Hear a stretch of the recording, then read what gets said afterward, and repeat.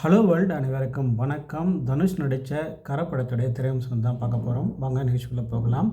எப்பயுமே ஒவ்வொரு ஃப்ரைடேவுக்கும் ஒவ்வொரு படம் ரிலீஸ் ஆகிட்டு தான் இருக்குது. ஆனால் இன்றைக்கி வந்து பார்த்திங்கன்னா தொழிலாளர் தினம். இன்றைக்கி வந்து படம் ரிவ்யூ வந்து எப்படி இருக்குன்னு பார்க்கலாம். இன்றைக்கி படம் ரிலீஸ் ஆகி நல்லா சக்ஸஸ்ஃபுல்லாக பெங்களூரில் போயிட்டுருக்கு. ஆனால் இதில் வந்து ஓவராலாக கம்பைன் ரிவ்யூ தான் நான் வந்து உங்களுக்கு சொல்ல போகிறேன். ரொம்ப சிம்பிளான கான்செப்ட் தான் படம். தனுஷ், மமிதா பைஜு, கருணாஸ் மற்றும் கேஎஸ் ரவிக்குமார், சுராஜ் வஞ்சிரமுடு அவங்க எல்லாம் சேர்ந்து நடித்த ஒரு படம் தான் வந்து இந்த கரை. இந்த படத்தோட டைரக்டர் வந்து பார்த்திங்கன்னா விக்னேஷ் ராஜா. இவர் இந்த கரை திரைப்படம் எப்படி இருக்குன்னு பார்க்கலாம். ஆனால் இது வந்து இதுக்கு முன்னாடி வந்து போர் தொழில் செஞ்ச இந்த படத்தை டைரக்டர் தான் வந்து இந்த படத்தையும் இயக்கியிருக்கிறாரு. மியூசிக் வந்து ஜிவி பிரகாஷ் அவர்கள் இயக்கியிருக்காங்க. சரி, என்னப்பா ஓவராலாக கதை அப்படின்னு பார்த்திங்கன்னா, திருட்டை விட்டு தலைமுறை வாழ்க்கை வாழக்கூடிய கரசாமி, அதாவது தனுஷ் கேரக்டர் வந்து சொந்த தொழில் செய்யலாம் அப்படின்னு சொல்லிட்டு ராமநாதபுரத்தில் இருக்க தன்னோட ஊருக்கே திரும்புகிறாரு. அப்படி திரும்பும்போது வந்து பார்த்திங்கன்னா, ஏதாவது ஒரு விவசாயம் செஞ்சு ஏதோ விவசாய நிலத்தை வச்சு ஏதோ பண்ணலாம், அதை ஒரு அடமானம் வச்சு ஏதாவது ஒரு தொழில் ஆரம்பிக்கலாம் அப்படின்னு சொல்லி வராரு.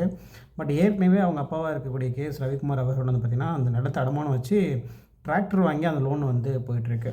ஸோ இந்தமாரி நிலமையில் வந்து பார்த்திங்கன்னா என்ன செய்ய முடியும், என்ன மாதிரி தொழில் பண்ணலாம், இந்த மாதிரி லேண்டை வச்சு எதுவும் பண்ண முடியாதுன்ற ஒரு சுச்சுவேஷனில் மாட்டிக்கிறாங்க.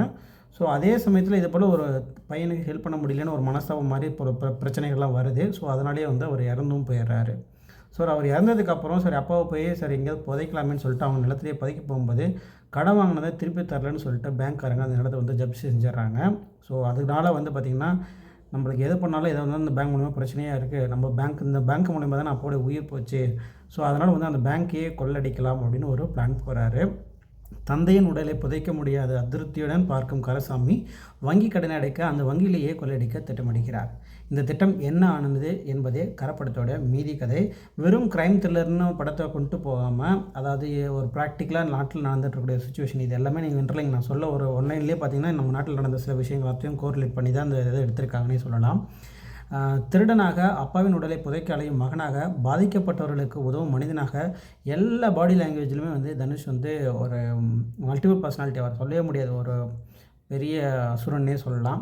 நடிகர் கேஎஸ் ரவிக்குமாருக்கு வந்து பார்த்திங்கன்னா சுராஜ் வஞ்சிரமுடு ஆகியோரும் வந்து தன்னுடைய கதாபாத்திரத்தை பர்ஃபெக்டாக செய்வாங்க. இப்போ சுராஜ் சார் வந்து பார்த்திங்கன்னா பயங்கரமாக நல்லா அவர் பார்த்தோம்னா நாமளும் நடிக்கிற மாதிரி தான், சும்மா சாதாரண அது மாதிரி தான் இருக்கிறாரு. பட் பெரித்தனமாக இருக்கும். நீங்கள் இப்போ யூத்தில் கூட பார்த்தீங்கன்னா லாஸ்ட் கிளைமேக்ஸில் பாருங்கள், எப்போ பார்த்தாலும் ஏதோ ஒன்று திரிகிட்டு இருக்க மாதிரி இருக்கும். நான் ஒரு பர்ஃபார்மன்ஸில் வந்து செம்மையாக பண்ணியிருப்பார். ஜிவி பிரகாஷின் பின்னணி இசைகள் பதற்றமற்ற சூழலும் சரியாக கை கொடுத்துருக்குன்னே சொல்லலாம். காட்சியினுடைய அதிர்வுகளுக்கு பலமாக அமைஞ்சிருக்கணும்னு சொல்கிறாங்க. சரி, நடிப்பு எப்படிப்பா அப்படின்னா, நடிப்பில் வந்து பார்த்திங்கன்னா அந்த அம்மா பைஜு இருக்காங்க பார்த்திங்களா, மமிதா பைஜு, ரொம்ப கம்மியான சாப்டர் தான் வந்தாலும் பர்ஃபெக்டாக பண்ணியிருக்காங்க அப்படின்னு சொல்லிட்டு அவங்களுக்கு நிறைய கிரெடிட் கொடுத்துருக்காங்க. வங்கி அதிகாரியாக ஜெயராம், மாமாவாக வரும் கருணாஸ், பிருத்திவி பாண்டியர் ஆகியோர் நடிப்பின் திரைக்கதைக்கு வந்து பார்த்திங்கன்னா உயிரோட்டம் வந்து கொடுத்துருக்காங்கன்னே சொல்லலாம். இந்த படத்தில் ஆரம்பத்துலேருந்து இறுதி வரைக்கும் வந்து பார்த்திங்கன்னா பொதுமக்கள் ஆகியோர் நமக்கு வந்து சில மக்கள் ஃபேஸ் பண்ணக்கூடிய அவலநிலைகளை பேசியிருக்குது. பட் சில கதைகள் வந்து நம்மளை கெஸ் பண்ணுற மாதிரி தான் இருக்குது. இது வந்து டைம்ஸ் ஆஃப் இந்தியா விமர்சனத்தில் இயக்குனர் விக்னேஷ் ஒவ்வொரு நடிகருக்கும் தங்களுக்கான வாய்ப்பை வழங்குவதை சிறப்பாக செஞ்சுருக்காங்கன்னு சொல்லியிருக்காங்க. தனுஷின் நடிப்பை குறிப்பிட்டு பாராட்டியுள்ள டைம்ஸ் ஆஃப் இந்தியா மமிதா பைஜுக்கு மிகச்சிறிய கதாபாத்திரம் வழங்கியிருக்குன்னு சொல்லியிருக்காங்க. சுராஜ் மற்றும் ஜெயராமின் கதாபாத்திரம் நகைச்சுவையாகவும் அதே சமயம் மிகவும் ஆழமாகவும் வடிவமைக்கணும்னு சொல்லியிருக்காங்க. இப்படி ஒவ்வொருத்தரும் ஒவ்வொரு ஃபீட்பேக்கை கொடுத்துருக்காங்க. இது வந்து நாமெல்லாம் எப்பயுமே எதிர்பார்க்குற கதை தான். நீங்கள் பார்த்துட்டு உங்களுக்கு இந்த படம் பிடிச்சிருக்கா, இல்லை என்னென்ன மாதிரி விஷயங்கள்லாம் பண்ணியிருந்தால் நல்லாயிருக்கும் அப்படின்னு ஃபீல் பண்ணுறீங்கன்றதை மறக்காமல் கமெண்ட் பண்ணுங்கள். வேறொரு நிகழ்ச்சியில் சந்திக்கலாம். நன்றி, வணக்கம்.